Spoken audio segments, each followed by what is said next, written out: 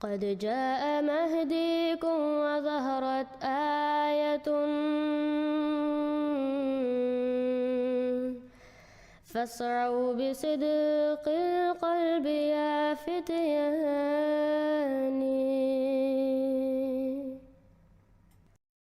السلام علیکم ورحمۃ اللہ وبرکاتہ۔ اس ویڈیو میں ہم صداقت حضرت احمد علیہ السلام کے لیے ایک اور دلیل پیش کریں گے، اور وہ دلیل پیر مہر علی شاہ صاحب کا راہ فرار ہے۔ پہلی بات یہ ہے کہ حضرت مرزا غلام احمد علیہ السلام کے دعوے سے پہلے پیر مہر علی شاہ صاحب نے آپ کی صداقت کو تسلیم کیا اور کہ آپ اسلام کے لیے بہت کام کر رہے ہیں۔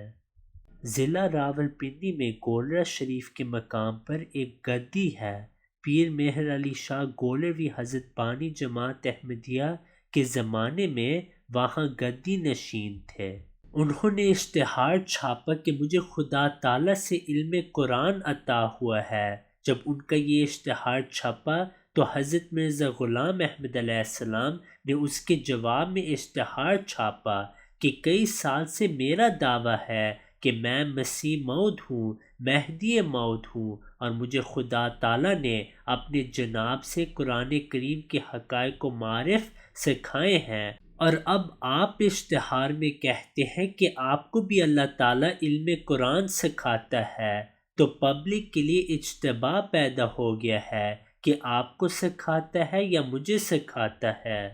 اس لیے پبلک کو حقیقت حال سے مطلع کرنے کے لیے ضروری ہے کہ میرا اور آپ کا عربی زبان میں فصیح و بلیغ قرآن کریم کی تفسیر لکھنے کا مقابلہ ہو جائے۔ قرآن کریم کے کسی مقام کا قرہ ڈال کے انتخاب کر لیں تو ایک ہی محفل میں بیٹھ کے آپ بھی عربی زبان میں قرآن کریم کی فصیح و بلیغ تفسیر لکھیں، میں بھی عربی زبان میں وہیں بیٹھ کے عربی زبان میں تفسیر لکھوں گا، اور اس میں نئے نکات ہوں، پرانی کتابوں کے اخذ کردہ نکات نہ ہوں۔ جب یہ اشتہار چھپا تو پیر صاحب نے اشتہار چھاپا کہ میرا اور آپ کا 186 مسائل پہ اختلاف ہے، تو اس لیے میں فلاں تاریخ کو لاہور آؤں گا اور فلاں جگہ پر میرا اور آپ کا 186 مسائل پہ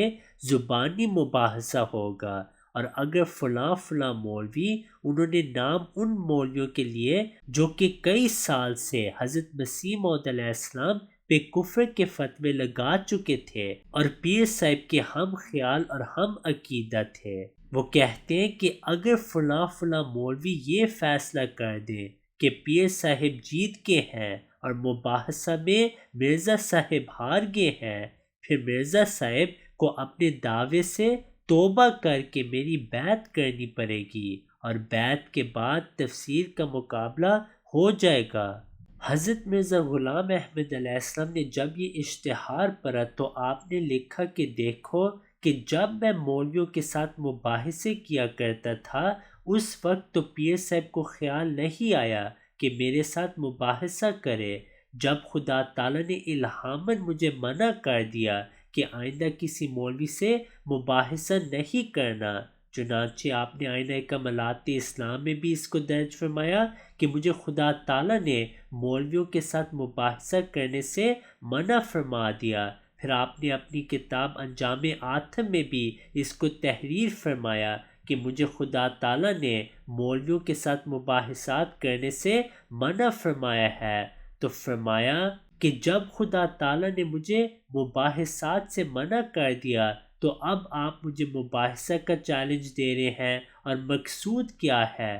پیر صاحب کے دل میں یہ نیت تھی کہ ہم نے مباحثے کا چیلنج دیا ہے، اگر مرزا صاحب مباحثہ کا چیلنج کو قبول کر لیں تو پھر ہم یہ کہیں گے کہ جو پہلے الہام شائع کیا تھا کہ مجھے خدا نے منع کیا ہے وہ الہام جھوٹا تھا، اور اگر ہمارے مباحثے کا چیلنج قبول نہیں کریں گے پھر ہم کہیں گے کہ دیکھا جی ہم مباحثہ کے لیے تیار تھے اور ہم بلا رہے ہیں، اور یہ ہمارا مباحثہ کا چیلنج قبول نہیں کرتے۔ حضور نے فرمایا اس لیے میں آپ کے سامنے یہ تجویز کرتا ہوں کہ آج سے ہی میں بھی 7 دن کے اندر اندر سورہ فاتحہ کی عربی زبان میں فصیح و بلیغ تفسیر لکھوں گا۔ آپ بھی آج سے 7 دن کے اندر اندر سورہ فاتحہ کی عربی زبان میں فصیح و بلیغ تفسیر لکھیں۔ اور فرمایا کہ اگر آپ نے 7 دن کے اندر اندر میری تفسیر کے بالمقابل آپ نے بھی عربی زبان میں فصیح و بلیغ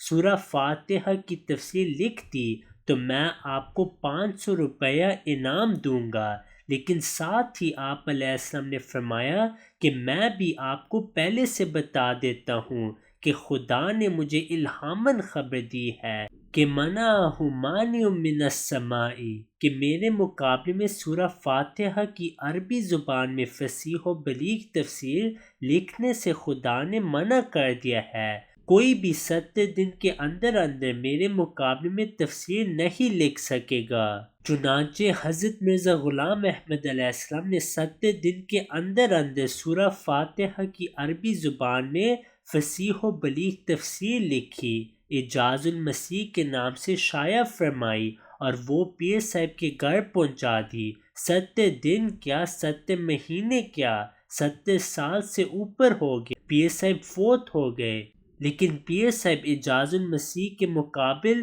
عربی زبان میں سورہ فاتحہ کی فصیح و بلیغ تفسیر نہیں لکھ سکے۔ آپ کے ایک مرید نے آپ کی سوانح عمری شائع کی گولرا شریف سے، اور اس کا نام مہر منیر ہے۔ اس میں اس واقعے کو درج کر کے آپ کا مرید لکھتا ہے کہ لوگوں نے پیر صاحب سے اپنی اس خواہش کا اظہار کیا کہ آپ بھی قرآن کریم کی تفسیر لکھیں سورہ فاتحہ کی، تو پیر صاحب نے جواب دیا کہ ہاں میں نے بھی سورہ فاتحہ کی تفسیر لکھنے کے لیے اللہ تعالیٰ کی بارگاہ میں توجہ کی تھی، تو اس کے نتیجے میں اللہ تعالیٰ کی طرف سے مجھ پہ اس قدر آسمانی انوار کا نزول ہوا کہ میں پھر ان کو سمیٹ ہی نہیں سکا، چنانچہ میں نے تفسیر لکھنے کا ارادہ چھوڑ دیا۔ اس جواب پہ غور کریں کہ کس طرح گھبراہٹ اور پریشانی کی حالت میں یہ جواب تراشا گیا ہے، لیکن یہ جواب یہ بتاتا ہے کہ حضرت مرزا غلام احمد علیہ السلام نے تو مقررہ میعاد میں تفسیر لکھ کر چھاپ کر پہنچا دی،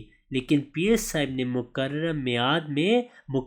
میعاد کے بعد بھی نہ تفسیر لکھی نہ چھپوائی۔ لیکن جواب دیکھیں کہ اگر تو خدا تعالیٰ کی طرف سے آسمانی انوار کا نزول ہوا تھا تو وہ آسمانی انوار ہی کیسے جس پہ نزول ہو وہ انہیں سمیٹ نہ سکے اور سنبھال نہ سکے؟ پھر تو نتیجہ یہ نکلنا تھا کہ اگر حضرت مرزا غلام احمد علیہ السلام کی تفسیر 150-200 صفحات پہ مشتمل تھی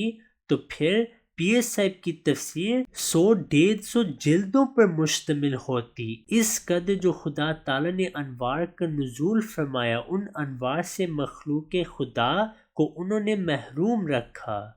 یاد رکھنا چاہیے کہ پیر میر علی شاہ صاحب جب لاہور آئے تھے تو انہوں نے حضرت مسیح موعود علیہ السلام کو بتایا ہی نہیں۔ پھر آپ علیہ السلام نے ایک اور اشتہار شائع کیا کہ آپ جب لاہور آئیں گے تو 3 دن پہلے مجھے اطلاع دے دیں، اور مجھے پتہ ہے کہ آپ سورہ فاتحہ کی تفسیر نہیں لکھ سکیں گے، تو ایک اور چیلنج ہے کہ میں 3 گھنٹوں کی تقریر کروں اور پھر آپ کریں اور پھر عوام الناس فیصلہ کریں، اور وہ بھی لاہور میں۔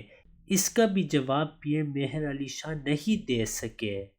اس کے بعد اللہ تعالیٰ کا عذاب پیر میر علی شاہ صاحب پہ نازل ہوا، اور آپ نے اپنے مرید کی کتابوں سے سرقہ بھی کیا، اور پھر آپ پکڑے بھی گئے، اور جو آپ کے ساتھ تھے ان میں سے بعض احمدی مسلمان بھی ہو گئے، اور حضرت مرزا غلام احمد علیہ السلام کی بیعت بھی کی، الحمدللہ۔ If you have not yet subscribed, make sure to subscribe and click on the bell icon so you can get notifications for every new video. Also make sure to like and comment on the video and follow on Twitter and Instagram.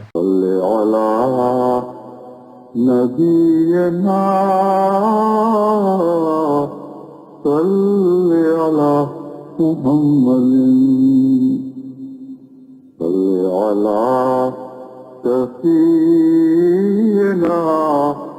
صلی علی محمد